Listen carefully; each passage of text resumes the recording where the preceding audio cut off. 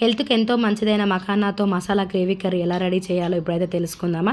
ఇప్పుడైతే stove on చేసుకొని ఒక మూకుడు పెట్టేసి అందులో కొంచెం బటర్ వేసి మఖానా ఉంది కదా దాన్ని అయితే వేసేసుకోవాలి. దాన్ని బాగా క్రంచిగా వేయించుకోవాలన్నమాట. క్రంచీగా అంటే మఖానా అంటే మెత్తగా ఉంటుంది కదా, ఇలా పట్టుకొని పగలగొడితే పగిలిపోయి పొడి పొడి అయ్యేలాగా చేసుకోవాలన్నమాట. దానికి ఒక 10 నిమిషాలు పడుతుంది. చూడండి ఇప్పుడైతే అదిగో ఇలా పొడి పొడిగా అయిపోయినప్పుడు వాటిని తీసి పక్కన పెట్టేసుకోవాలన్నమాట. అవి పక్కన పెట్టేసుకున్న తర్వాత దీనిలోకి 2 పెద్ద ఆనియన్లు అయితే తీసుకొని ముక్కలుగా కట్ చేసుకొని పక్కనైతే పెట్టేసుకున్నాను.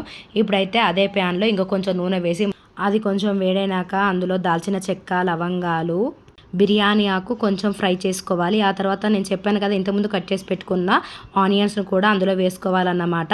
మఖానా అంటే ఇంతకుముందు నాకు తెలియదు కానీ ఇప్పుడైతే అవైతే చాలా టేస్టీగా ఉన్నాయి. మా పిల్లలకైతే ఆ కర్రీ అంటే చాలా బాగా ఇష్టం అండి. అందుకని చెప్పేసి నేను మసాలా ఫ్రై చేస్తున్నాను. ఇక ఇప్పుడైతే ఆనియన్ వేసుకున్నాను కదా అవైతే ఫ్రై చేసేసుకోవాలి మనము. ఇక అవి ఫ్రై అయిపోయిన తర్వాత అందులో కొంచెం అల్లం వెల్లుల్లి పేస్ట్ కూడా వేసేసుకొని కలుపుకోవాలన్నమాట. అల్లం వెల్లుల్లి కూడా పచ్చివాసన అయిపోయే వరకు ఫ్రై చేసుకున్న తర్వాత ఆనియన్స్ మంచిగా ఫ్రై చేసుకోవాలంటే గోల్డెన్ బ్రౌన్ కలర్ వచ్చే వరకు ఫ్రై చేసుకుంటే కర్రీ చాలా టేస్టీగా ఉంటుంది. ఇప్పుడైతే మసాలా కోసం నేను ఒక మిక్సీ జార్ తీసుకొని అందులో 4 టమాటాలు ముక్కలుగా కట్ చేసుకొని వేసుకున్నాను. ఒక 10 జీడిపప్పు పలుకులు కూడా వేసుకున్నానండి.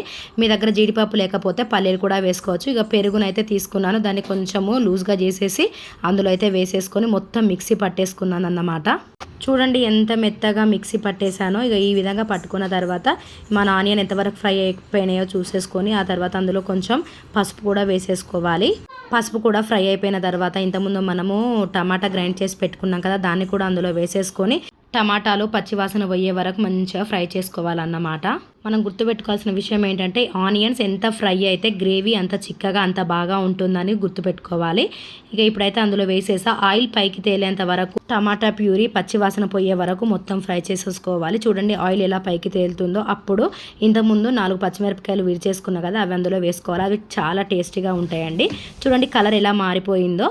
ఈ టెక్చర్లోకి వచ్చాక కొంచెం కారం, ఉప్పు కూడా వేసేసుకోవాలి. ఇప్పుడు మళ్ళీ ఆయిల్ పైకి తేలే వరకు ఫ్రై చేసుకోవాలండి. ఆ తర్వాత ఇంతకుముందు మనం ఫ్రై చేసుకున్న మఖానా ఉంది కదా దాన్ని కూడా అందులో వేసేసుకొని ఫ్రై చేసుకోవాలి.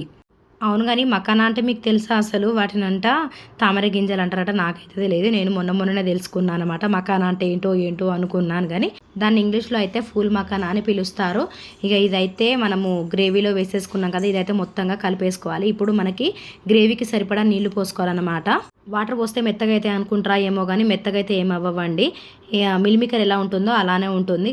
ఇక ఇప్పుడైతే కొన్ని మిక్సీ జార్లో నీళ్ళు పోసేసి వాటర్ అయితే ఇందులో పోసేసుకున్నాను అన్నమాట. ఇక చూడండి ఈ గ్రేవీ కలర్ వచ్చింది కదా. మీకు ఒకవేళ ఇష్టం ఉంటే స్పైసీగా తినే వాళ్ళైతే కారం వేసుకోవచ్చు, కానీ మా పిల్లలు తినరని నేను కొంచెం కారం ఎక్కువ వేసుకున్నాను, అందుకని ఎల్లో కలర్లో ఉంది. నార్మల్గా అయితే రెడ్ కలర్లో చాలా బాగుంటుందండి. లాస్ట్లో కొత్తిమీర, ధనియాల పొడి వేసేసుకొని స్టవ్ ఆఫ్ చేసుకోవాలి. చూడండి ఎంత బాగుందో.